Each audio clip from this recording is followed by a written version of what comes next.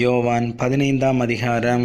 நான் மெய்யான திராட்சை செடி, என் பிதா திராட்சை தோட்டக்காரர். என்னில் கனி கொடாதிருக்கிற கொடி எதுவோ அதை அவர் அறுத்து போடுகிறார்.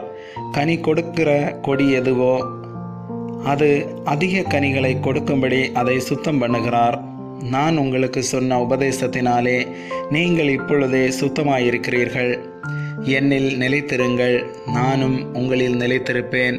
கொடியானது திராட்சை செடியில் நிலைத்திராவிட்டால் அது தானாய் கனி கொடுக்க மாட்டாதது போல நீங்களும் என்னில் நிலைத்திராவிட்டால் கனி கொடுக்க மாட்டீர்கள். நானே திராட்சை செடி, நீங்கள் கொடிகள்.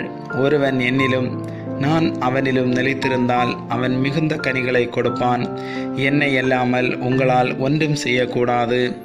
ஒருவன் என்னில் நிலைத்திராவிட்டால் வெளியே எறியுண்ட கொடியைப் போல அவன் எறியுண்டு உலர்ந்து போவான்.